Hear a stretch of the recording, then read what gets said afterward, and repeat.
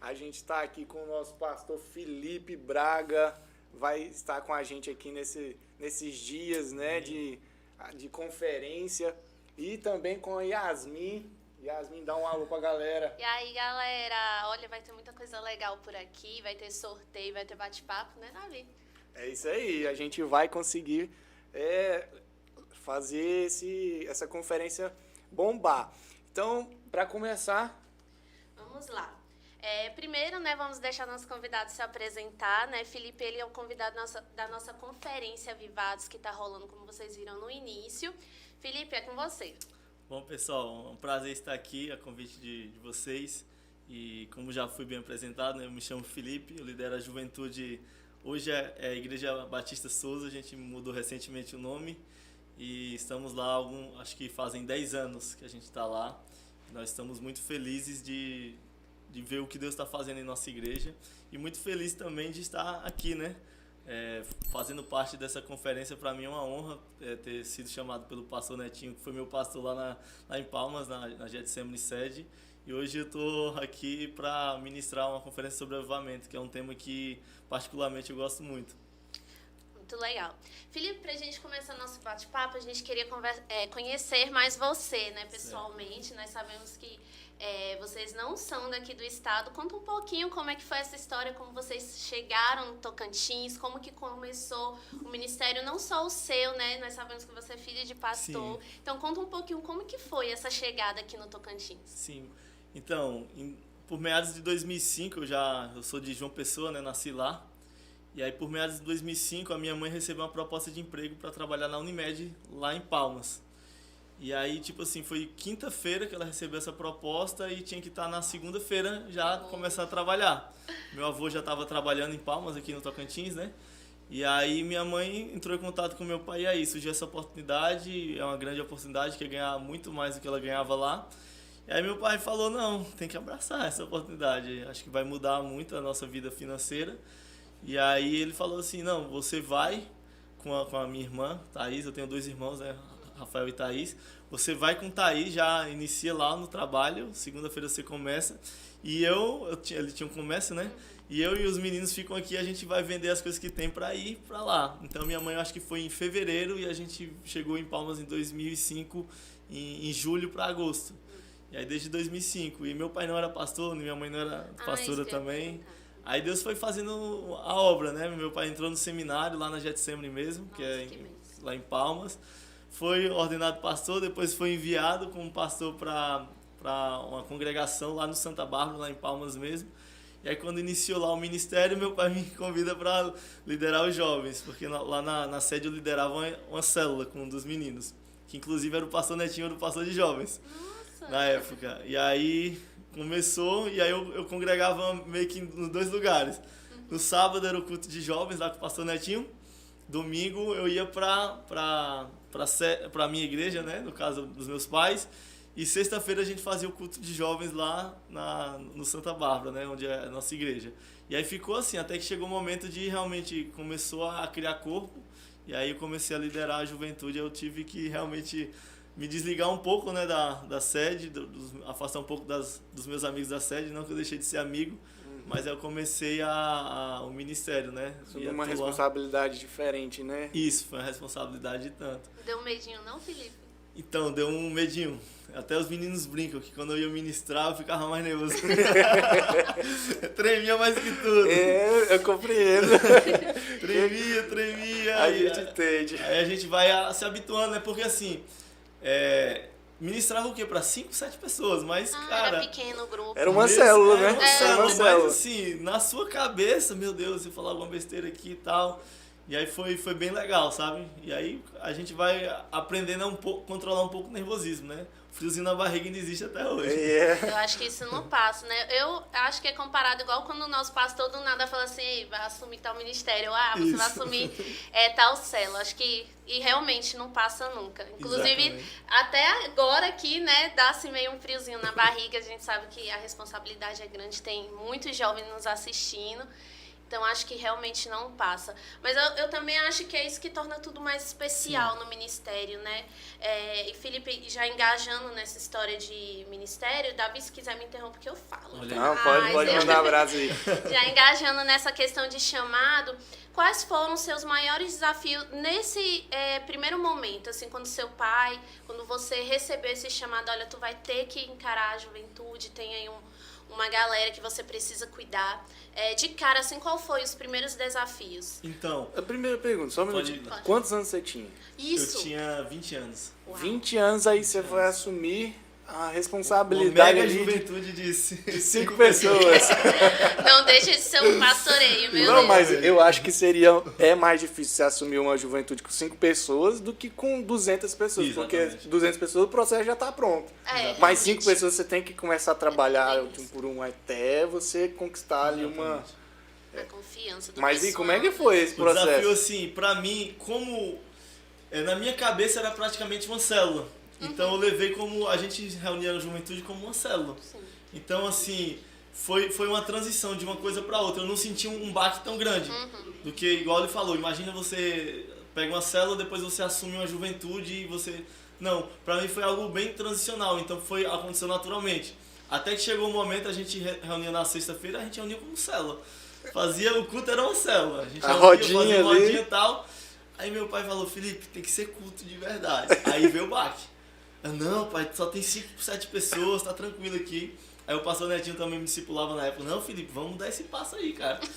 E aí eu, não. Passo de fé, né? Você tá ali. Passo de fé. Mas só tem 5 pessoas. Não, vamos fazer no formato de culto, ali, mesmo, cadeira. Com palavra, com as pessoas sentadas em filas, né? Aí foi um baque. A princípio eu achei, não, acho que não tá no momento ainda. Mas aí as pessoas mais maduras falando, né, gente, não, vamos lá. Tem que dar ouvido. Falando, né?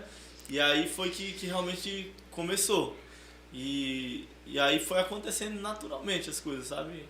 A gente vai mudando e a gente não percebe. Às vezes vai chegando 10, 15, 20 e vai crescendo e você não percebe quando vê, chegou a galera, sabe?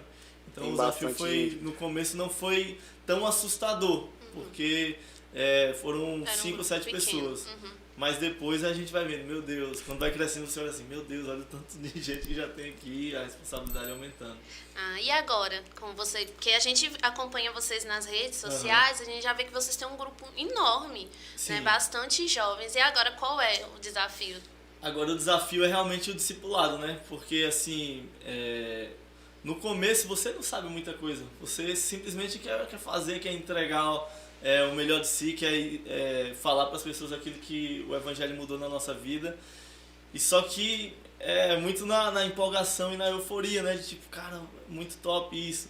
Só que conforme você vai amadurecendo na fé, você vai entendendo, cara, somente o culto não resolve a vida das pessoas. Tem que ter o discipulado, tem que ter as células. Então, O pós, né? exatamente, a gente se preocupa muito com o discipulado, realmente as pessoas aprenderem a ser semelhantes a Jesus, se converter e começar a viver uma nova vida em Cristo. Então, hoje o maior desafio na juventude, eu creio que seja, principalmente na nossa, discipular esse povo, sabe? Para que eles possam realmente caminhar e seguir os passos de Jesus. E ainda mais em tempos de pandemia, né, Felipe? Porque Exatamente. a sensação que dá, às vezes, é que dispersou os nossos jovens, né? Porque cortou o contato físico, Sim. né? E aí, como é que vocês estão fazendo, né, nessa questão? Por mais que agora a vacinação está ampliada, né? Mas seguindo todas as medidas, a gente está conseguindo retornar o contato físico. Como que vocês estão fazendo isso lá na igreja? Então, você bem vulnerável, assim, que no começo... os nossos cultos, a gente estava numa crescente muito boa. Veio um pessoal da Jocum que a gente recebeu, na verdade foi antes da pandemia. A gente estava numa crescente boa e veio a pandemia. E aí a gente, cara, o que a gente vai fazer agora? Aí fomos para as lives no Instagram. O culto tava mais ou menos 40, 50 pessoas. E aí no Instagram, primeira live, a gente ficou todo empolgado, né? Oh, meu Deus. Caramba. Nossa, Deu 30, 37 no ápice, caramba, que top e tal, foi muito legal a experiência. Segundo culto, 28, 30. chegou no terceiro, quarto culto, ninguém queria saber mais de live. Como é que a gente fica? Teve cultos que dava... A gente começou a ir pro YouTube também, aí foi um desastre maior, porque a galera não tava no YouTube. Super entendemos, compartilhamos com as mesmas experiências. Tipo assim, não vou pro YouTube porque é mais... É melhor, a experiência melhor, tem a câmera melhor. Só que a galera tá no Instagram. E aí sumiu. E aí foi um desafio que a gente ficou, caramba, ninguém... O que faz um momento desse, ninguém tá participando e tal. E aí a gente ficou um pouco nessa crise do que fazer. A gente colocou planos de leitura bíblica, alguns desafios nas redes sociais pra gente tentar acompanhar. Os discipulados, alguns a gente conseguiu retornar, mas a maioria não. Então o primeiro lockdown foi um baque, realmente. Nossa, e a gente não estava preparado com questão de mídia. Sabe? A nossa igreja não estava preparada. A maioria das igrejas, isso, né? Mas eu acho que uma questão que... Claro que tem todos os contras, né? A Sim. pandemia e tudo mais. Mas essa pandemia, todo esse processo que a gente passou de ficar distante, né? Gerou, assim, nas igrejas uma necessidade Uma de visão investir... diferente. Exatamente. De investir nesse lance da mídia, de colocar as pessoas para aparecerem mais. Ou seja, tecnicamente... as igrejas passaram a aparecer mais, Sim. assim como outros Outros vertentes, segmentos, outros né? segmentos, né? Exatamente. Mas passou a aparecer mais e falar mais, né? Sim. Onde as pessoas mais veem. E engraçado que Não é só ali na deu igreja. espaço, né, para outras pessoas também que às vezes não apareciam dentro da igreja para falar, por exemplo, né, nós, né, o IBcast mesmo, nossa, é o achado nosso aqui, e tá dando oportunidade para várias pessoas, né, e descobrir novos talentos. E isso não é só nas igrejas, igual o Davi falou, né? Sim. Várias outras vertentes, comércio, empresas em gerais, tiveram que se readequar, aprender a vender pela internet, aprender a falar, ensinar. Então, eu acho que realmente também teve esse lado positivo, né? Quem não era muito assim a favor, né? Mídia na igreja não é tão assim, né? A gente não precisa tanto, porque já tava aquele processo acostumado assim de, não, a galera vai vir pra igreja, culto e tal. Aí de repente ninguém pode mais vir pra igreja. O que a gente faz? Vai na casa de um por um? Não dá. O cara não... Teve que todo mundo se reinventar, né? Porque assim, a internet foi a única ferramenta que pôde de alguma forma suprir um pouco a questão do culto, né? Porque imagina se a pandemia acontecesse na década de 90, que a internet era discada. Coitada das igrejas. Nossa, velho. Aí tava todo morto. Né? Então, assim, a gente teve que agradecer a Deus pela internet, né? Por isso. Verdade. Porque, assim, de alguma forma supriu um pouco, Sim. né? As pessoas começaram a acompanhar. E realmente foi um desafio gigantesco pra gente lá, sabe? E aí o primeiro lockdown, a gente... aqui eu não sei como funcionou aqui em Gurupi, mas veio um lockdown, acho que de março do ano passado até mais ou menos junho. Aí a gente, acho que ficou uns 2 a 3 meses quase. Março, abril, maio, junho, mais ou menos isso. E aí voltou com aquela questão das máscaras, né? E aí foi um desafio também. E aí quando tava, esse ano já tava a galera já meio que acostumada com o distanciamento da máscara, aí vem outro lockdown lá em Palmas, aí a gente ficou acho que quase um mês. Nossa, é muito tempo. Esse período é muito complicado, porque ele gera muita coisa, assim, interiormente, né? Ele gera Sim. muita coisa emocional nas pessoas. Distanciamento, mano, a gente, como igreja, pelo menos aqui, eu tenho certeza que lá, Sim. é a igreja que abraça, a igreja que tá junto sempre e tal. E aí, de repente, você, não, tem que manter 1,5 metro de distância, 2 metros. O ser humano não foi feito Aí, pra viver sozinho. beleza, aqui a gente cumpre, mas no interior a gente fica meio que preso ali, eu não posso chegar perto, às vezes, se eu não posso chegar perto, eu não preciso conversar, então eu não vou conversar. Ai, gente, é ruim demais. Cara, eu confesso que eu desaprendi até a apertar a mão das pessoas. A gente recebeu um pastor lá, acho que mês passado, aí eu fui recepcionar, não, eu quero convidar aqui o pastor fulano de tal, aí eu fui com a mão aberta, ele foi com a mão fechada. Nossa, é horrível isso. Aí eu, na hora que eu vi que ele tava com a fechada, eu fechei a mão, ele abriu, eu vi... Ficou meio O que eu Bate faço? sem É graça. horrível isso. Mas é isso, é muito estranho, assim, e a pandemia causou esse efeito, assim, Sim. esse fenômeno psicológico até, que a gente pode falar, mas é assim, agora, a internet, ela é um meio tanto para a maioria jovem, né, Sim. é um público maioria jovem, e é um público muito aberto, é uma rede, assim, que tem muitas variações de publicações, de programas e tudo mais. Como que é esse desafio lá para você, como pastor, Sim. e pastorear as suas ovelhas, assim, vendo que é um mundo muito grande, muito vasto de possibilidades e a internet está aberta para todos, né? Tipo, um discípulo seu ele pode ver várias coisas. Sim. Como que é esse desafio lá para pastorear uma pessoa que às vezes ela tá ali na igreja, tá observando, né, os cultos, assistindo, participando no Instagram, mas também tá vendo várias outras coisas ali que às vezes não precisava. Sim, que acaba atrapalhando, né? O processo dele até de discipulado tá crescendo, mas aí ele não consegue ali sair de um... Como que é esse processo lá de discipulado, assim, nesse sentido? Então, lá na nossa igreja, a gente tem um cuidado realmente de trazer esse entendimento para que a gente não venha ouvir de tudo, né? Porque, assim, a internet é boa por um lado, mas também ruim pelo outro. Porque, assim, existem muitos pregadores hoje que estão surgindo pregando realmente heresia mesmo. A gente tem visto que nessa pandemia, assim, veio vários escândalos, né? Então lá, nosso discipulado, a gente trabalha com um livro que se chama Catecismo Nova Cidade, do Timothy Keller. Então lá, nesse livro a gente dá todo um embasamento bíblico do que é o evangelho, o que é pecado. Então é nesse momento que às vezes a gente tenta realmente consertar algumas coisas. Por exemplo, tem muito se ouvido falar da hipergraça, né? Demais. E isso é um perigo muito grande, que tem o evangelho uma parte do evangelho, mas não é o evangelho completo. E nesse discipulado a gente tem visto alguns pontos que a gente fala, tá vendo isso aqui? Isso aqui a gente pode perceber que realmente a gente precisa se arrepender, e esse evangelho da hipergraça não é. Então a gente tenta corrigir ao máximo no discipulado um mesmo. E esse livro, para mim, assim, a gente começou nesse ano, tem sido assim fantástico, sabe? São 52 capítulos, são 52 perguntas. E aí o discipulador ele faz a pergunta para o discípulo tem que decorar aquela resposta, dá 3, 4 linhas. E aí tem um comentário bíblico de um teólogo que já faleceu, um teólogo antigo, por exemplo, tem comentário bíblico do Jonathan Edwards, do John Wesley, do Agostinho, de vários, e sempre de um teólogo atual, John Piper, Timothy Keller, tantos outros aí, tantos outros que eu esqueci também. Então isso tem nos ajudado muito a gente realmente, ao máximo, não cair em falsos ensinamentos, né? E é o que a Bíblia diz, né? Que nos últimos dias juntarão mestres que pregarão para as pessoas aquilo que eles querem ouvir, né? Sim. É verdade. E Felipe, saindo um pouquinho da vibe pastoral, quem é o Felipe fora das 4 paredes da igreja? Você fez faculdade? Como que é? Você mexe com empresa? O que a gente quer saber da sua vida agora, geral? Perfeito. Então vamos começar do começo. Quando eu saí do ensino médio, eu entrei num curso de ciência da computação, né? Passei 2 anos, foram horríveis. Foi muito ruim. Então eu cheguei para os meus pais, não é isso que eu quero.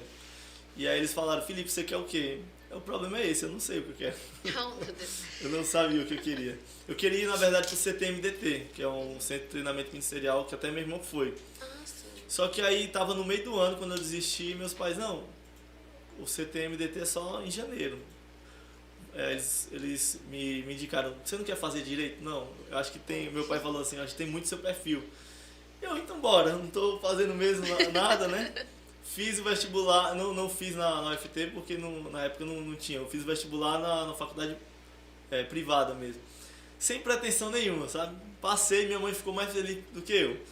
Minha mãe, nossa, Felipe, você passou, não sei o quê. Mãe sendo mãe. Aí que legal, mãe, muito bom. Porque o meu medo era, tipo, eu tô iniciando um curso que eu não tô apaixonado. Sim. Já desisti de um curso. Passei 2 anos, ou seja, na minha cabeça, eu perdi 2 anos da minha vida. E vou entrar em um sem certeza? Aí beleza, eu comecei a cursar Direito. Em dezembro, meu irmão é chamado para o CTMDT, passa na prova. Ele até falou, vamos comigo, Felipe, só que eu entrei no FIES. Se eu tivesse, eu não tinha recurso e estava preso no FIES. Eu vi, não, a direção de Deus. Deus tem algo aqui para mim nesse curso.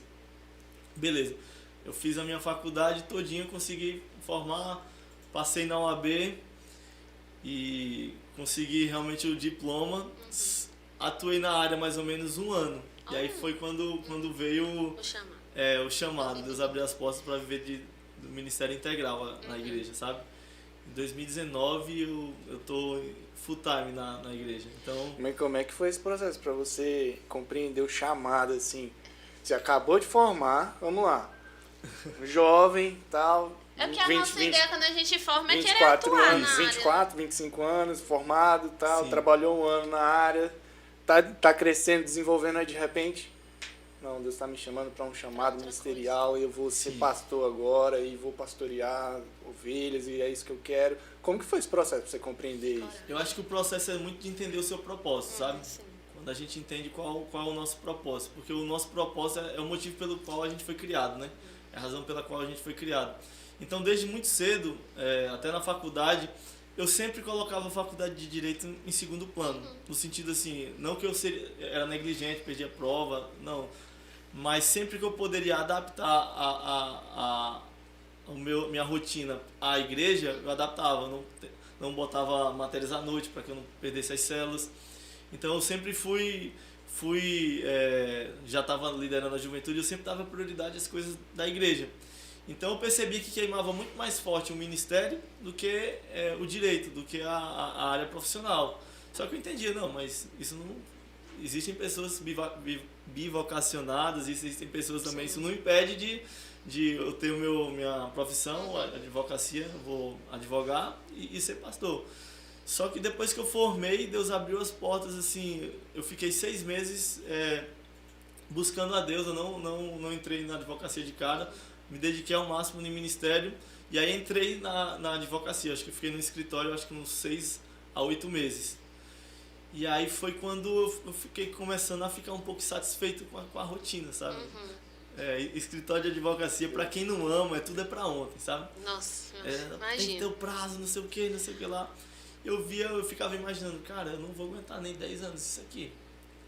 Eu não queimava e não me trazia satisfação. Aí eu cheguei, meus pais estavam me acompanhando, minha mãe é aquela mãe que fica perguntando, cascavilhando, sabe como é que tá o teu coração, sabe? E aí, meu filho, como é que tá? Como é que foi hoje no trabalho? Não, foi legal, tal. E aí, numa dessas perguntas, ela me viu um pouco insatisfeita, mas em momento algum eu falei, não vou desistir não, vou continuar.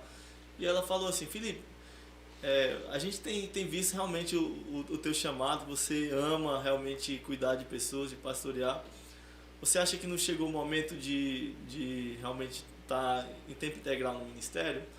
Aí eu, mãe, não sei, só se Deus abrir as portas. E aí ela falou, não, eu vou conversar com o pastor Joaquim, que era o pastor da sede, e ver se eles poderiam, a sede, bancar o seu salário. E aí você quer que eu fale? Aí eu, vamos lá, vamos ver o que Deus tem. Vamos ver o que dá, né? Vamos ver. Tô aqui, vamos lá. A vontade de Deus a gente experimenta, né? Sim. Então minha mãe chegou pro pastor Joaquim e falou, vou orar. Aí acho que deu um mês e ele trouxe uma resposta, não, vamos sim. Nossa. E aí foi quando veio essa transição. Sim. E eu percebi, cara, Deus abriu as portas, sabe? E desde então, assim, sabe, eu acordo na segunda-feira feliz. Eu imagino. Tipo assim, cara, eu tô fazendo algo que eu amo fazer, sabe? Algo que realmente queima no meu coração. E era algo que quando eu ia pro escritório não era algo assim, poxa, segunda-feira. É horrível isso. Assim, eu acho que quando a gente começa a viver realmente de fato o nosso propósito, segunda-feira se torna legal, sabe? A segunda-feira é o melhor dia da semana, Cara, né? top, Quando você velho, faz top. o que Dia de gosta. semana é top, sabe? Hoje eu gosto muito da minha rotina, sabe? E foi essa transição que aconteceu, sabe, na minha vida. Hoje não abri mão do direito inteiramente, no sentido, às vezes chegam alguns irmãos da igreja, eu tenho ação, cara, vamos lá, vamos Dá pegar. pra ajudar, Vamos né? trabalhar As que eu ali não um sei, eu pouquinho. levo pro escritório que eu trabalhava. Então eu vejo que o direito não foi simplesmente, não serviu pra nada na minha vida, não. Avulso, né? Serviu pra algo. E eu sei que abre portas, sabe, pra mim. Hoje eu, com a carteira da OAB, né, então eu tenho possibilidades, né, que se abrem por conta disso também. Então eu sou muito grato a Deus pelo diploma, né. Eu acho que esse processo, assim, esse processo de tô trabalhando aqui firme e tal, agora eu vou virar a página e vou começar a pastorear e tal. Não é um processo simples de se passar, não. Pra mim, eu acho que é um dos mais difíceis, porque qualquer pessoa que vai mudar, assim, de área, por exemplo, você trabalha na saúde, aí você vai pro jurídico, direito, é uma mudança muito brusca, né?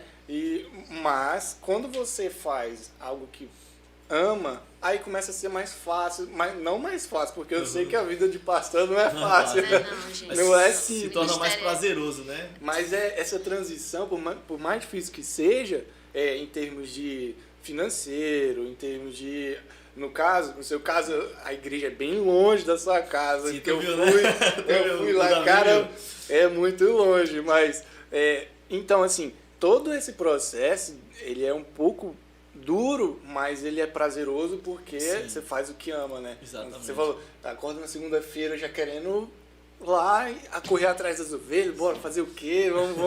Vamos lá e criar meios e métodos de engajar as pessoas, Sim. né? Começar com 5 pessoas. Aí, de repente, agora já tem várias, né? Igreja, Já né? tem muita gente lá. Eu fui lá, tive a oportunidade de ir. E achei muito massa, muito bacana o culto lá e tudo. E é um processo bom de passar. Porque depois que você passa, aí você... Ufa, deu certo, agora a gente vai caminhar, continuar caminhando. E o processo é esse. E você também ganha uma autoridade, né, para falar sobre isso. Sim. Se tiver alguém passando pela mesma situação, ó, Sim. você encoraja, passa confiança, vai dar certo, eu passei por isso aí. E isso é que é o bacana, né? Exatamente. Isso É é o que é verdadeiro sentido de seguir o que Deus quer pra mim. Eu vejo muito de você no meu pai, porque a história dele foi a mesma, Sim. né? Eu também sou filha de pastor, eu sei. Nossa. Eu sei. E meu pai também, ele iniciou a vida acadêmica fazendo direito, só que na metade da vida acadêmica dele, eu nasci e também já queimava esse chamado Sim. dele. Só que diferente de você, ele largou, né, tudo, Uhum. e ele, não, eu vou viver aquilo que Deus tem pra mim. E apesar de todas as dificuldades, né, que o ministério traz, ele fala que não se arrepende nem um dia da vida dele de ter largado o direito pra seguir o chamado de Deus, porque ele ama cuidar de vidas, né? Sim. E eu acho que não tem nada mais gratificante do que, claro, né, quando a gente ganha, o advogado ganha uma causa, né, dá aquele uau, consegui. Só que quando você ganha uma vida pra Jesus, Sim. eu acho que isso, né, supera tudo. E É muito. o Davi, tu não quer fazer uma pausa para os Eu oferecimentos? vou- Não tem um detalhezinho que a gente tá Davi. deixando, não? Não, eu tô parado aqui agora observando isso. Gente, é o seguinte. Pode colocar o. Cara, Vai aparecer bem aqui, gente. eu amei, velho, esse negócio. Galera, é o seguinte. A IB Story, que é a nossa lojinha da igreja, comandada pelo Elcinho e a Vanessa, eles estão sorteando um livro. Vocês não têm ideia de que livro é, gente. Ei, sério. Melhor livro que a IB Story poderia sortear e disponibilizar pra gente. E tem a ver com a nossa conferência. Com certeza. E vai ser um sorteio durante a live. A gente vai falar daqui um pouquinho mais pra frente um número de telefone. E quem ligar primeiro para esse número de telefone vai ganhar esse livro. Qual que é o livro? Meu amigo Sérgio vai aparecer colocar aqui. Ó, olha só. Por que tarda o pleno avivamento? Do Leonard Topíssimo. Ravenhill. Gente, topíssimo esse livro. Eu já Não, li o prefácio, já li uma parte do livro e é muito bom. Tem tudo a ver com aquilo que a gente está vivendo esses dias aqui na igreja. Você que quer ganhar esse livro, liga. A gente vai disponibilizar o número. Qualquer horário dessa live aqui. Então só vai aparecer pra quem estiver assistindo, viu? Exatamente. Aí você liga, se for o primeiro você vai ganhar o Leva o sorteio. livro. Vai ganhar o livro, vai ler, vai compartilhar na sua célula, vai compartilhar com seus amigos, porque o livro é fogo. Isso aí, galera. Beleza? Então, tá dito, tem mais alguma coisa? Algum recadinho? Não, né? Então vamos... Agora vamos entrar pra conferência, né? Logo conferência. mais, agorinha já, né? Sim. Vai ter a nossa segunda parte da conferência. Filipe, dá um spoilerzinho aí pra galera que tá assistindo. O que a gente vai ouvir, receber mais agora, tarde e à noite? Ontem já teve, né? Nossa, ontem já começou. foi pipoco ontem. Ontem já começou Nossa. com uma vigília. Foi pipoco. Amém. Então, eu separei, o pastor deu a oportunidade de ter 2 mensagens, né?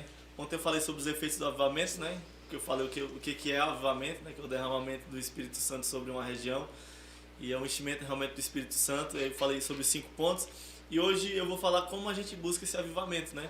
Não basta, como é uma conferência avivados, a gente quer sair daqui avivado, mas Sim. a gente precisa entender o que a gente precisa fazer para realmente passar por um avivamento, né? Principalmente um avivamento pessoal. Acho que se cada um de nós entendermos que se eu fizer parte de um avivamento pessoal, isso pode gerar realmente um avivamento coletivo aqui na igreja, aqui na cidade de Gurupi, aqui no Brasil. E então a gente vai falar um pouco sobre como podemos realmente viver esse avivamento, o que nós precisamos fazer de forma bem prática para buscar esse avivamento. Então esse sábado à noite a gente vai falar sobre isso. Vai ferver. Glória a Deus. Se eu fosse vocês, não ficava de fora. Já estamos todos com o look de ir, já. Todo mundo pronto para ir. E não perde a hora não, viu, gente? É já já. Mas eu acho que o interessante disso é falar sobre avivamento, não é só, tipo, vamos colocar aqui, a gente está participando de uma conferência, né? Bacana, ótimo. E às vezes a gente joga as esperanças todas nessa e a gente vai sair pulando por aí, vai acontecer um avivamento na hora que terminar essa conferência, antes de terminar e tal. Não é simplesmente assim, né? É um processo que a gente precisa dar continuidade. Falou sobre avivamento, né? falou sobre avivamento. O pastor Felipe veio, fez a conferência, a gente precisa dar continuidade nesse processo. Toda vez que vem um convidado nas nossas igrejas, assim, pelo menos aqui, eu sempre encaro assim, o cara vem, ou a pessoa vem, para dar ferramentas para a igreja continuar o processo. Sim. Você veio aqui para abençoar a nossa igreja, está aqui abençoando a gente já no podcast aqui com a gente. E assim, a gente precisa dar esse passo em diante e continuar, né? Sim. Funciona mais ou menos assim, né? Exatamente. Então, assim, é justamente isso, sabe? Para que a gente possa, igual o Davi falou, dar continuidade, né? Porque a gente vem aqui, de alguma forma, compartilhar aquilo que a gente também está buscando viver, né? Então, assim, porque eu estava vendo as histórias do avivamento, nunca aconteceu um avivamento no Brasil de forma geral, né? Foram alguns lugares específicos. Belo Horizonte, em 98, teve um foco de avivamento que surgiu muitos ministros de louvor, que foi o Diante do Trono, Cirilo. Eu estava vendo até a história lá que teve cultos lá em Belo Horizonte que foram chamados os bombeiros porque estavam falando que a igreja estava pegando fogo. Eu já ouvi a gente falando isso. Mas nunca numa proporção no Brasil todo. No ano passado teve o Descende. Mas, assim, dizer que o Brasil está vivendo um avivamento, não. Então, assim, até estava comentando com um dos meninos, é um desafio e tanto pregar sobre avivamento, porque, de certa forma, aqui no Brasil a gente nunca viveu. Mas não é porque a gente nunca viveu que a gente não deva buscar isso, né? Isso. Porque, igual eu falei ontem, Elias era um homem semelhante a nós, sujeitos aos mesmos sentimentos, os mesmos desafios, mas ele realmente fez descer fogo do céu sobre os profetas de Baal. Então, nós, como cristãos, nós precisamos clamar por avivamento. E o principal clamor é para que a gente venha ter um avivamento pessoal, sabe? A gente sair daqui, cara, eu quero mais de Deus, sabe? Tantos homens de Deus que nos inspiram, por exemplo, esse livro, Porque Tarda o Pleno Avivamento. É um livro, querendo ou não, é um livro recente, se você for ver a história da igreja, porque o Leonard Ravenhill tem até pregações dele no YouTube. Se vocês puderem, assistam lá, colocam lá no YouTube, Leonard Ravenhill. Tem várias mensagens dubladas, mensagens legendadas, e ele era um avivalista, cara. Era um avivalista. Você assiste uma mensagem dele, você lê esse livro Porque Tarda o Pleno Avivamento, você olha assim, cara, eu não sou crente, eu preciso... exatamente isso. Eu preciso, quando o pastor fizer um apelo, eu quero ir lá na frente. Eu quero ir lá de novo. Porque o cara tá falando aqui, eu não tô vivendo. Então, é isso, sabe? A gente sair realmente da nossa zona de conforto. E até ontem, eu vi uma frase dele, achei muito massa, até compartilhei nos stories do meu Instagram, que ele diz assim: se você quer ser um pregador popular, pregue sobre felicidade. Mas se você quer ser um pregador impopular, pregue sobre santidade, sabe? Sobre vida realmente de renúncia. E avivamento é isso, cara. É arrependimento, é fome e sede por Deus, é realmente colocar Deus como prioridade na nossa vida, sabe? E esses caras nos inspiram, sabe? Homens como o Gregório McNutt, que morreu faz pouco tempo. O lema dele era Paixão, Fogo e Lágrimas. Ele recebeu a oração de Leonard Ravenhill. Foi assim, um cara que queimava por Jesus. Então, assim, a gente tem tantas inspirações, sabe? Que a gente possa olhar para a vida desses caras e, cara, eu quero também viver isso. Se eles puderam, eu também posso. Porque o mesmo Espírito Santo que estava sobre eles está sobre mim. Amém. E a Bíblia fala, Deus não faz acepção de pessoas. Sim. O que ele faz? Acepção de atitudes. Aqueles que buscam mais receberão mais do Senhor. Tipo assim, Deus não vai me amar mais se eu obedecer a Ele. Porque Deus, Ele ama todos de forma igual. Mas Deus, Ele se agrada mais de uns do que de outros. Então, por mais que Deus não me ame mais do que ame Davi, ou do que qualquer pessoa, mas eu posso agradar mais a Deus do que as outras pessoas. E o nosso objetivo é realmente viver para a glória de Deus, sabe? E esse é realmente o que tem queimado e eu quero transmitir realmente nessa conferência, sabe? Da gente sair da nossa zona de conforto e e buscar que essa conferência não simplesmente passe, mas que uma semente seja gerada no coração dos jovens, sabe? E é uma semente que vai germinar em nome de Jesus. Amém. Jesus. Glória a Deus. E que quer terminar de falar alguma coisa? Não, mas eu quero continuar o papo, né? A gente tem até... Tá fogo.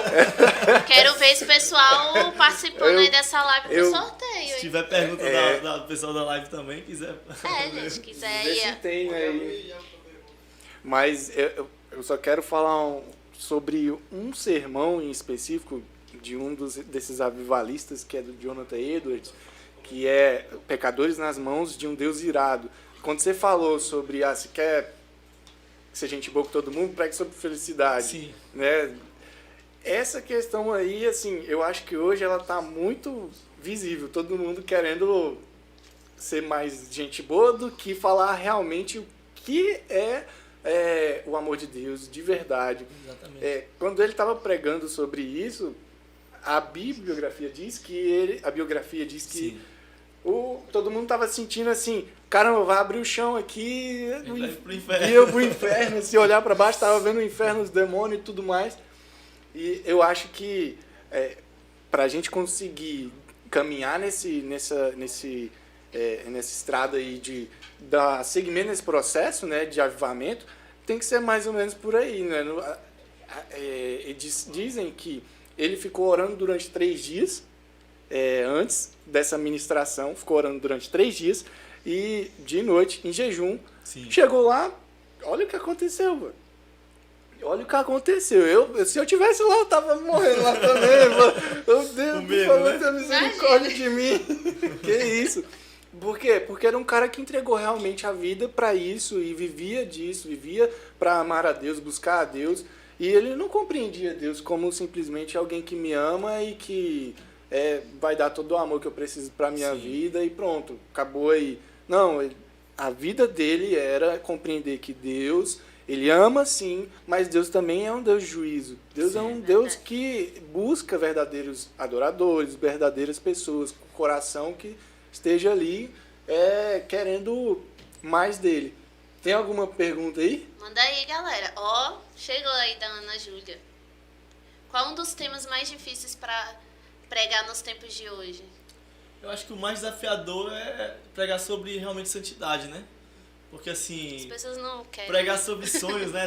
É tão É massa, bom. né? Pregar, Deus tem um sonho, você prega a história de José e as pessoas saem felizes. Mas quando você prega sobre santidade, que de fato... Irmão, deixa seu pecado, irmão. Deixa seu pecado, o cara ali tá confortável no pecado dele, e aí chega alguém apontando o dedo, você precisa se arrepender. Eu acho que Complicado. o maior desafio é realmente pregar santidade, né? É verdade, ainda mais nos dias de hoje que todo mundo só quer ser realizado, né? E igual você falou no início dos pregadores de Instagram aí que estão surgindo, Sim. eles só querem alisar e pregar heresia e dizer, não, olha, você faz, Deus te ama do mesmo jeito, tá bom, neném? O Deus de amor, bem né? Sempre é o Deus de amor. Claro que não são todos, mas é muita gente que pode aparecer hoje, né? Muita Sim. gente que tem visibilidade hoje. Então tem que ter cuidado desse É o pior. filtro. É o pior que normalmente são pessoas que têm grande visibilidade, né? Olha, mais um aí. Lê aí, Olha, Davizão. qual o maior desafio de ser um jovem pastor? Vamos lá. Eu acho que ser um jovem pastor é questão da maturidade, né? Porque você começa como um jovem, né? Então, querendo ou não, você vai chegar ao nível de maturidade e autoridade com o tempo, né? Então você vai construindo isso. Por exemplo, o pastor Netinho já tem, eu acho que uns 40 anos. E você vai entregar ele aqui. Eu acho que ele deve ter uns 40 anos. É eu não por sei. aí, por aí. Então, assim, o nível de autoridade que ele tem hoje é muito maior do que ele tinha há 10, 15 anos atrás, né? Até mesmo a questão de realmente ele começar a pregar de coisas que ele já passou, entendeu? Por exemplo, eu não sou casado ainda, então tem coisas que eu não tenho autoridade para ministrar sobre casamento. Eu não tenho filhos ainda, então existem certos pontos que não tem toda uma autoridade. Eu acho que o maior desafio é isso, é a questão de ser jovem mesmo. Você tocou num ponto que é interessante a gente falar. Verdade. É interessante A porque pergunta é quem não quer nós falar temos- depois. A gente tem não que quer você calar. é um jovem pastor, mas ainda não é casado. Como que ter essa visibilidade toda, você tá à frente de pessoas, Nossa, deve ser muito e difícil. como que você compreende o relacionamento? Como que você entende assim, o que eu preciso, o que uma por exemplo, você é um homem, então como a mulher precisa se pra... Nossa, pra deve mim, ser um baita desafio. Nossa, Porque, deve ser assim, muito difícil, Felipe. encontrar a pessoa certa. Ó, assim, o pastor denunciou Olá, tá denunciando, solteiro. o status. Mas o que a Eita, gente que quer não. saber que é como que você entende esse processo do relacionamento. Sim. Então, é uma pergunta boa, né? Relaxa, porque assim, a gente tá aqui pra aprender também. Então, eu acho que assim, quando eu fui até mesmo ordenado pastor, uma das coisas que eu não queria ser era pastor solteiro, sabe? Porque, sei lá, até mesmo esquisito. Só que se você for olhar na Bíblia, Paulo era solteiro, né? O cara que mais falou sobre casamento foi Paulo, era um cara solteiro. Ele escreve a carta de Coríntios, ele fala sobre casamento. Então eu vejo que isso não é impedimento, regra, né? Não é uma regra, não é um impedimento. Você fala no relacionamento de conhecer encontrar uma esposa, você fala assim, cara, é aquilo que eu acho que Provérbios fala, né? Provérbios 31, sobre a mulher virtuosa, quem a achará, né? Então, assim, procura, sabe? Eu acho que o melhor lugar para se encontrar uma pessoa de Deus é na igreja, né? Sim. Se você não quer encontrar uma pessoa de Deus, uma pessoa que realmente ama a Deus, numa boate, ou numa... Eu acho que na igreja é o melhor lugar. Então, eu creio que Rebeca. Deus, ele coloca as pessoas, Sabemos. ele conecta as pessoas, né? E eu tenho pra mim que o melhor lugar que eu creio que eu encontrei alguém é na igreja, Na né? igreja. Então, eu acho que é isso. E como é que você orienta seus discípulos em relação a relacionamento, a namoro, né? Porque você é pastor de jovens. Como é que é? Lá tem essa questão da corte e tal. A gente não impõe regras daquilo que a própria Bíblia não impõe, né? Sim. Então, assim, a corte é legal pra quem quer, mas a gente não impõe regra, porque é um termo que nem na Bíblia tem, né? Eu acho que é mais pra proteger, de fato, o jovem, né? Sim. Porque se você pode não ir tão a fundo e realmente se ouvir um não de Deus, é melhor porque não se machuca tanto. Sim. Mas a gente não coloca isso como uma regra da igreja de tipo assim, todo jovem que quiser namorar tem que passar pela corte. Eu não sei se aqui tem isso, né? Olha a observação aqui tem. do pastor, Davi. Nossa, que mulher virtuosa. Ô, Glória! Ai, Só pastorzão. bênção. Tem, mas é mais essa questão de proteger o jovem. Exatamente. Né? A gente Então, aconselha, cara, que Resguardar. começa a orar, sabe? Sim. Porque assim, a Bíblia fala, né? Clama a mim e responder-te-ei. Será que segunda coisa mais importante na vida de uma pessoa, que é o casamento, será que você não vai buscar primeiro orar, conhecer realmente de fato Sim. essa pessoa, se ela é uma boa filha, se ele é um bom filho, se ele realmente é submisso aos líderes? Eu acho que a primeira coisa é realmente estar em oração e começar naturalmente como uma amizade, sabe? Inicia um namoro, noivado e casamento. Eu acho que não... Sim. tem que namorar pra casar, né? Tem. Não pode namorar pra enrolar. É Exatamente. verdade, gente. Namoro ou termina ou casa, né? É. Não dá pra ficar enrolando, né? É verdade. Faz seu merchan aí, Felipe. Meu Deus, eu sou... Ei, Felipe. Enrolado, Agora te pegaram Ei, pastorzão, pra Cristo. Só me complicando aqui. Entregou você aí, Felipe. Ai, gente, Mas muito é bom. ótimo isso, é muito bom, assim, a gente tem esse período de papo, de conversa, para conhecer mais sobre você, sobre sua vida, porque é uma vida que inspira muita gente. Sim. Me inspira a Verdade. pessoal que está assistindo. Jovem pastor, isso geralmente eu não conheci muitos jovens pastores. São casos raros. Era sempre o senhorzinho ali. E era casados, pastor, né? tal. Igual a gente tava Sim. falando aqui, né? Antigamente parecia que era uma regra ter família, né? Exatamente. Eu lembro que na época que meu pai tava na ativa, no ministério, né? A igreja era um dos pré-requisitos. Ó, a gente quer um pastor com família, né? Esposa e filhos. Mas eu acho que isso já vem mudando. Ó, pergunta aí. Pergunta para o pastor Felipe se ele tem conflitos quanto à remuneração inicial do ofício de pastor e seus sonhos e objetivos, necessidades, enfim. A Julia lá da igreja, boa pergunta. Ó, ela tá acompanhando aqui também, já tá né? te acompanhando, Bom né? demais. Então, tem sim, porque assim, principalmente na nossa igreja, que a gente agora está se tornando igreja, então a remuneração não é tão alta, né? Então a gente vai, como eu até falei aqui, né? Por isso que eu não abri mão totalmente da advocacia, né? Sim. E aí, inicialmente é difícil, acho que para todo pastor, acho que o pastor Netinho pode até falar mais do que eu também, que eu sei que ele como pastor já viveu mais momentos também no início que eram mais difíceis. Mas realmente não é fácil, sabe? Não é fácil. Porque na advocacia, quando eu estava lá, eu estava ganhando pouco, mas estava com a projeção já sempre saía. Então, um dos pontos que foi realmente difícil foi a questão financeira, mas, cara, Deus tem provido, sabe? Ele provê. Graças a Deus, todas assim, as coisas. Ele tem suprido cada uma das minhas necessidades. Glória a Deus. Eita, Davi, tome. Pastor, o senhor não é senhorzinho. O senhor tem o melhor penteado da Style. igreja. Penteado mais bonito. Ó, Rebeca também fez uma pergunta e eu achei bem interessante essa aqui. Se pudesse dar um conselho para o Felipe de anos atrás, qual conselho seria? Cara, eu acho que a paixão pelo aprendizado, sabe? Pela leitura. Eu não tinha... Quando eu comecei, eu não lia. Eu só lia a Bíblia.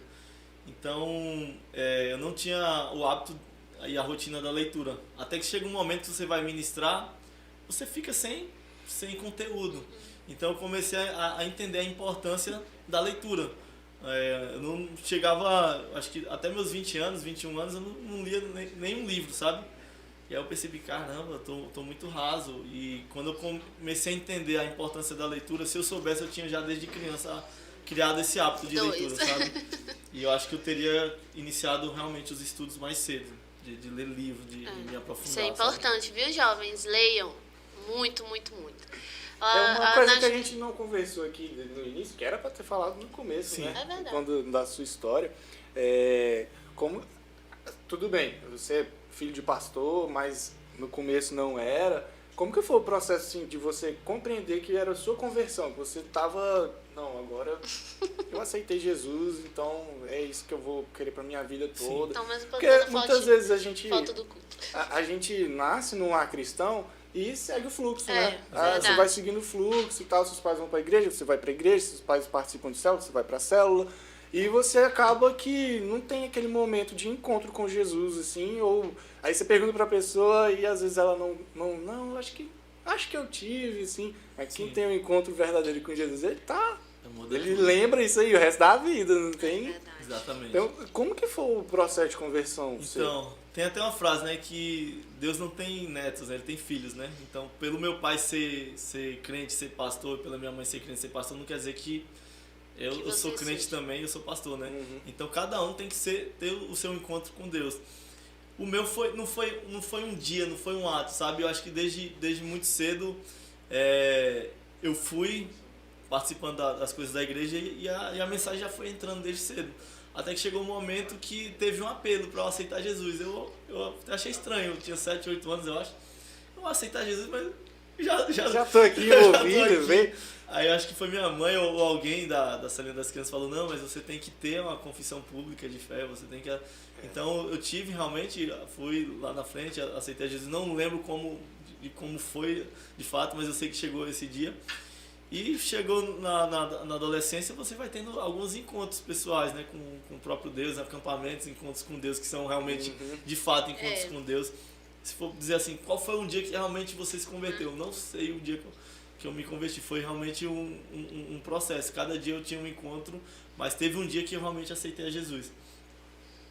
Sim, olha lá, mais uma pergunta da Ana. Pastor Felipe já sentiu medo em algum processo e como lidar com o medo? Eu acho que a gente sempre está suscetível ao medo, verdade. né? Ainda mais na pandemia. Em todo momento, querendo ou não, a gente sente medo o tempo todo. Às vezes a gente sente medo de algo do futuro. Mas eu acho que como lida com o medo, né? Em 1 João fala assim, que o verdadeiro amor lança fora todo medo, né? Então acho que a gente conhecer a Deus, quanto mais a gente depende realmente de Deus, a gente tem uma intimidade com Deus, ele vai arrancando esse medo, porque o medo é a fé no Deus errado. Então, se eu tenho a fé no Deus certo, o medo ele não tem espaço. Então, acho que muito nessa questão também de ter essa convicção de que Deus, ele está cuidando de tudo. Como diz em Mateus 6, né? Se Deus cuida até da erva do campo, veste os passarinhos, será que Deus não vai cuidar de mim também? Então é muito disso. E a Bíblia fala, né? A fé vem pelo ouvir a palavra de Deus. Quanto mais fé eu tenho, quanto mais eu me encho da palavra, menos medo tem influência no meu coração, né? E também tem a parte de que o medo, ele é um processo natural do ser humano. As pessoas precisam ter medo. Não, às vezes a gente fala do medo como uma coisa ruim, mas Sim. o medo não é ruim. O medo é uma defesa que o seu corpo tem de um perigo ali, de uma reação, né? Então é um instinto ali que a gente tem. Mas, assim, levando isso para um lado espiritual, de fé, quando eu tenho fé, eu não tenho medo, Deus tira todo medo, é mais uma questão de Deus, ele controla isso de uma maneira que a gente vai, mesmo com medo, você não percebe que você está com medo, mas ele está ali, né? Mas Deus está com você, então já era. É igual pegar na mão do seu pai aqui e atravessar a rua. Quando você vai atravessar a rua, você pega na mão dele, cara... Parece que... Não, você se sente o cara mais seguro do mundo, né? Quando você era criança, você pegava ali, você atravessava a rua, nada ia te acontecer de mal nunca, jamais. Mas é mais ou menos isso, né? Sim. Sentir medo é natural, né? Sentir medo é normal em todas as coisas que a gente vai fazer. Mas com Deus, a gente tem meio que uma coragem assim que a gente não sabe de onde vem, né? É verdade, vem de Deus, né? Olha o Luiz Henrique aí, Davi. Não, a Rebeca... Mas essa eu não vou falar, não, Rebeca. Fala aí, Davi, você. Essa pergunta da Rebeca bem... Se você gosta de C.S. Lewis. Eu ainda não... Eu li uma parte Tem vários de livros um livro Cristianismo Puro e Simples, mas eu não terminei. Eu ainda não posso dizer se gosta ou se não gosta. Eu gosto muito das frases, né, que a galera compartilha, então... Crônicas de Nárnia. Mas ele é um dos maiores filósofos cristãos, né, que... cada livro legal que ele tem. Eu acho que eu vou gostar, mas ainda não posso dizer se gosta ou não. Uma pergunta interessante. Pastor, como tem sido lidar com os universitários na sua igreja? Tem alguns universitários lá? Hoje tem, mas a nossa realidade ainda não é tão dos universitários, sabe? Não sei se tu percebeu lá, chegou lá.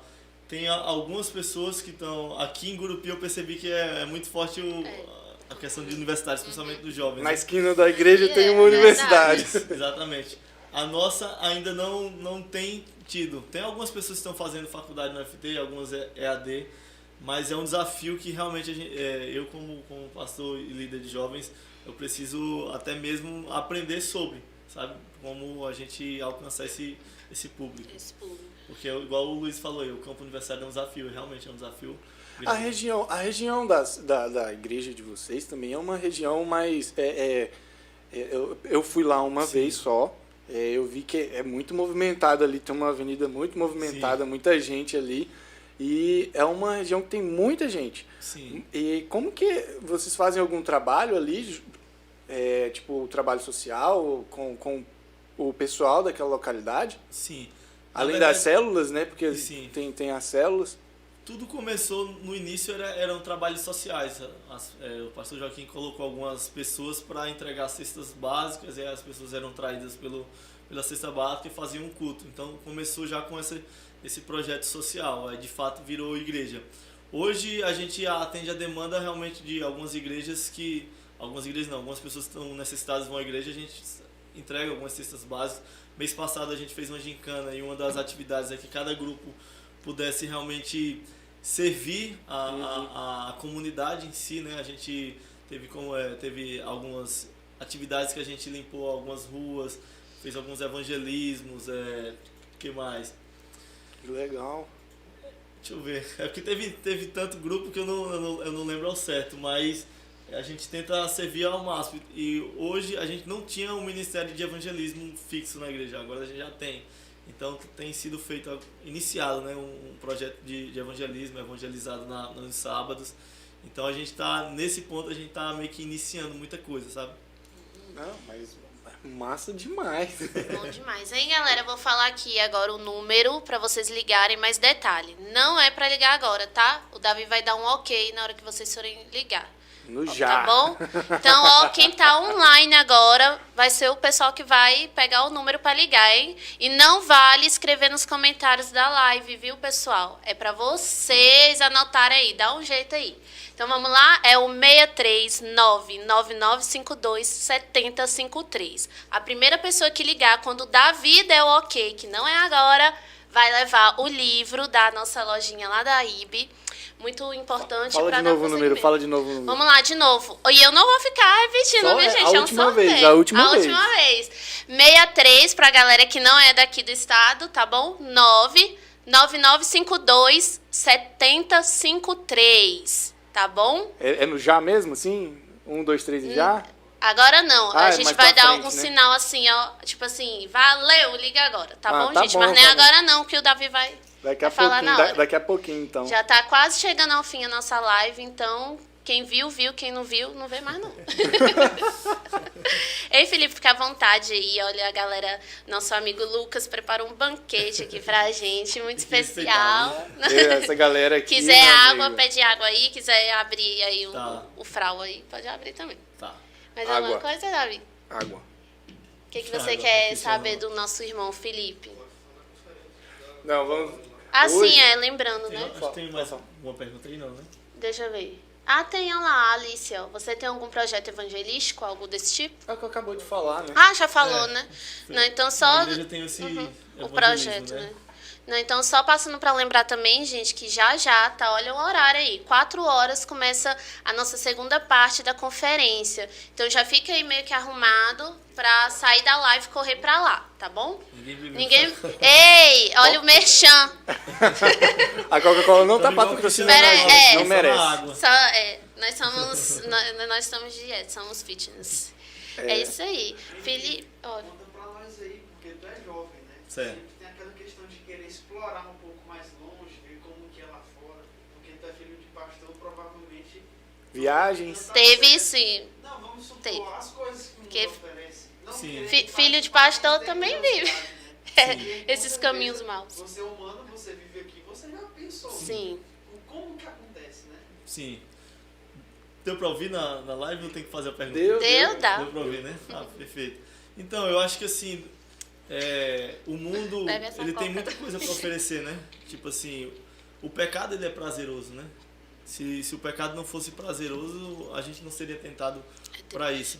Mas eu acho que no momento que você conhece que realmente há prazer maior na presença de Deus, e quando você começa a realmente colocar os princípios de Deus em obediência, e você vê que traz resultados, você começa a enxergar o resultado da vida das pessoas que andaram distantes da presença de Deus, você vê, cara, isso não é bom. Porque assim, a gente consegue medir um pouco a vida das pessoas quando elas vão chegando aos 30, 40 anos, porque elas já estão colhendo um pouco daquilo que elas plantaram.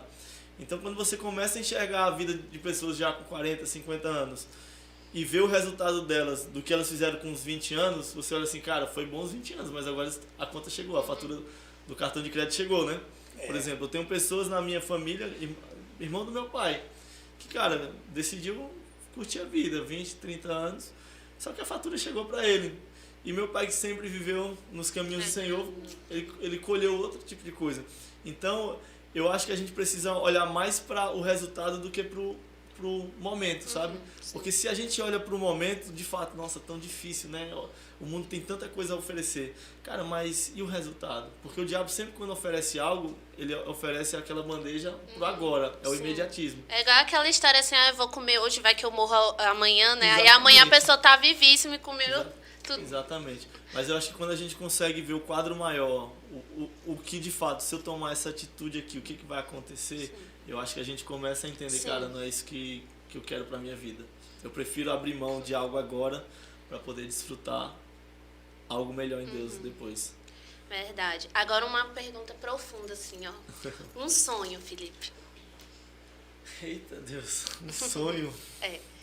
Caramba. Essa é pra refletir.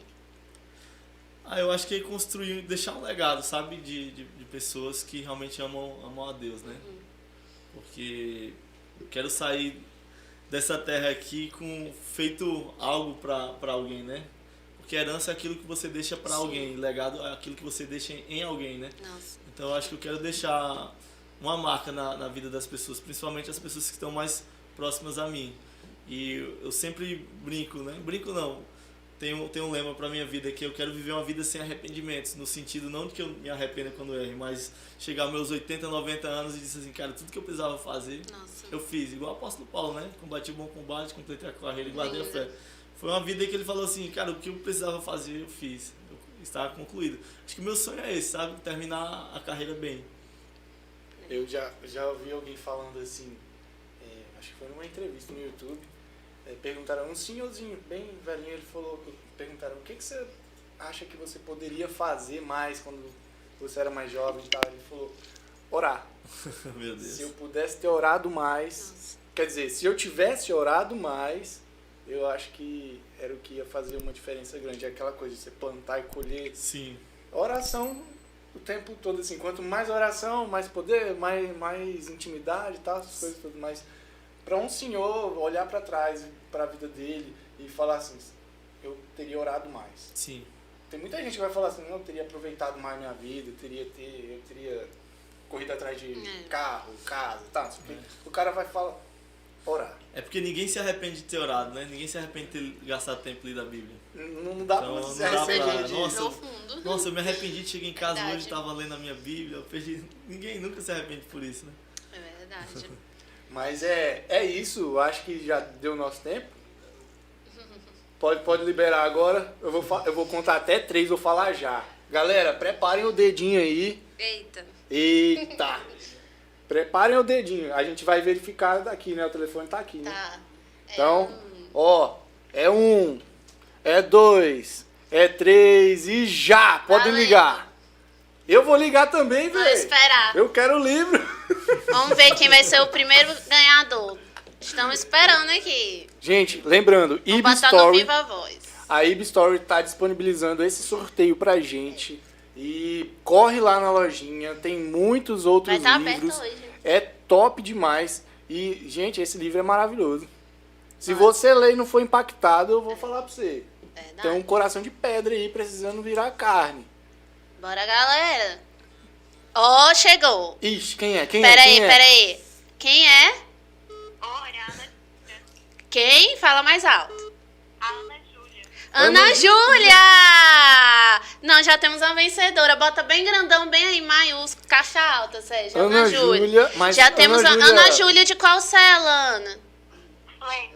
Cela Flames. Tem alguma outra Ana Júlia na sua célula? Bota o sobrenome aí, Ana. Peraí. Quem é? Oi, Ana. Oi, caiu. Tu desligou. Não, é porque eu fui desligar a outra ligação. Ana, liga aí de novo. Ah, não, deixa. A gente eu já sei, já tava salvo aqui. Rebeca, o número foi só falado, só foi Uai, verbal. Rebeca. A gente não colocou ele em lugar A gente falou nenhum, aqui não. durante a... Aê, Aí, eu Ana Júlia sabia. Queiroz. Foi.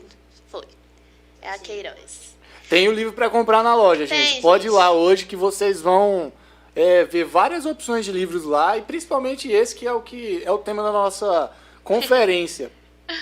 É isso aí. Parabéns, Ana. Muito obrigada por participar. E muito obrigada, Vanessa, Elcinho, por ter nos dado esse presentão aí, né? É isso aí. Pra finalizar, Felipe, dá um recadinho aí pro pessoal que vai estar lá hoje à noite. Convida a galera aí. Reforça o convite. Essa câmera aqui?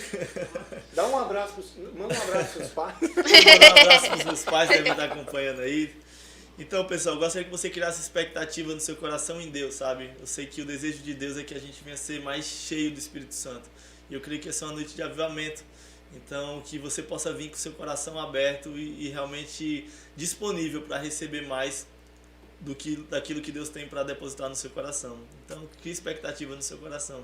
Amém? Amém. Amém, E só galera. pra finalizar, pessoal, ainda dá tempo, tá? Você que não pôde ir ontem, vai hoje, não tem nada não. A gente já tá com as mesinhas lá, o pessoal pra recepcionar vocês, fazer inscrição, receber o pagamento, botar a pulseirinha. Só não deixem de ir, tá bom? Por favor, chamem